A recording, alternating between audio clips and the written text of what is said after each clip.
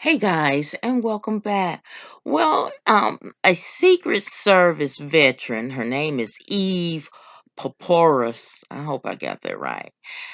She has written a book, and in the book, she talks about the name of the book is Becoming Bulletproof.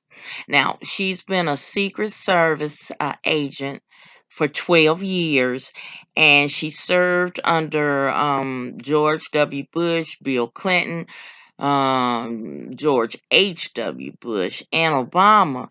And in the book, she talks about some of the racism that was geared toward Michelle Obama as the first lady and how hurt she was about it.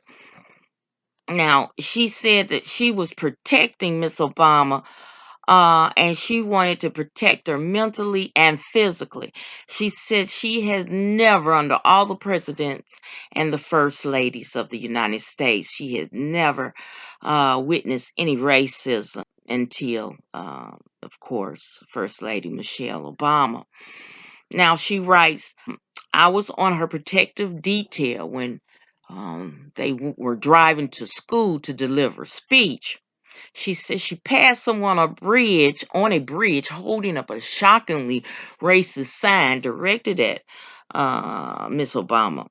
Now, she continues, I remember feeling outraged. After all, it was part of our job to protect the first family mentally as well as physically.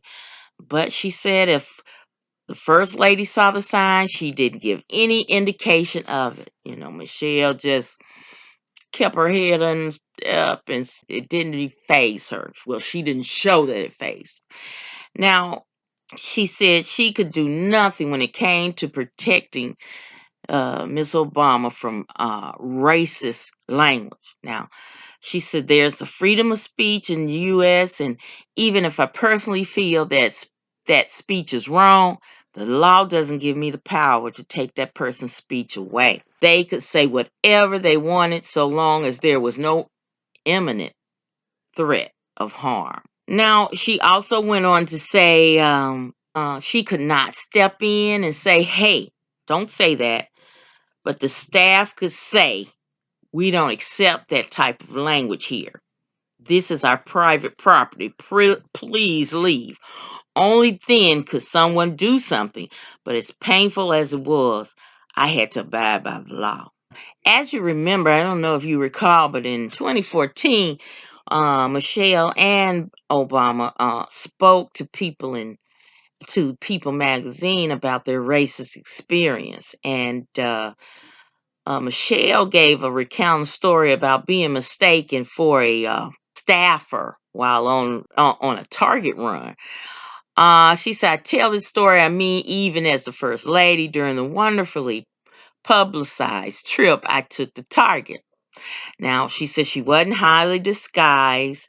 The only person who came up to me in the store was a woman who asked me to help her take something off a shelf.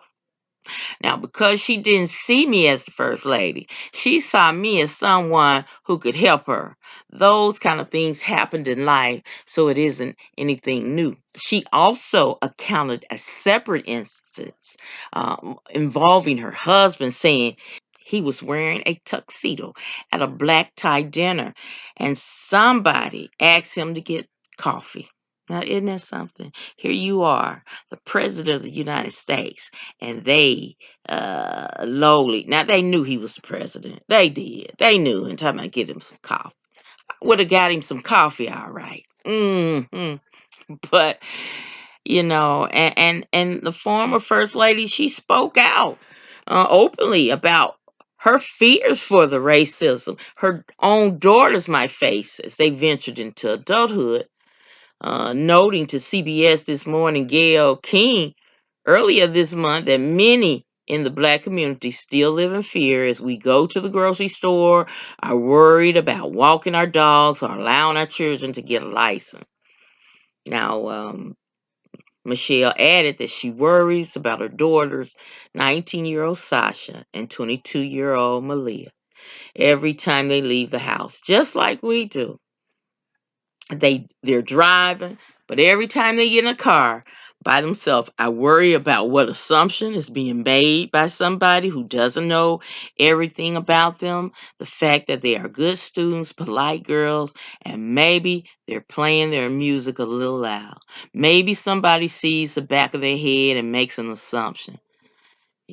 She said, I, like so many parents of black kids, the innocent act of getting a license puts fear in our hearts.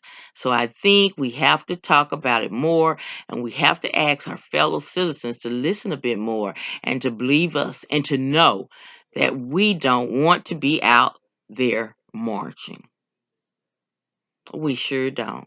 And it's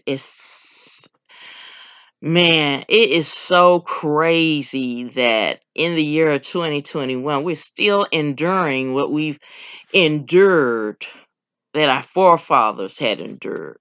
You know, I mean, we have made some accomplishment, but still, the same fear that they had when they were freed from slavery, we still have those. Just like lynching. We don't get lynched, but we get shot. We get choked out by the police. We get police brutality. And another thing, we get shot by people of the same skin color. Every day. Every day. Now, it's not only other people of color we are our enemies, it's our own people. Mm. I ain't trying to preach, y'all. Y'all know. If you in this skin, you know. Mm. All right, guys. Comment if you will. Thank you so much for watching my video. I hope that you will like, share, and subscribe to my channel. And as always, imparting. Be blessed, y'all.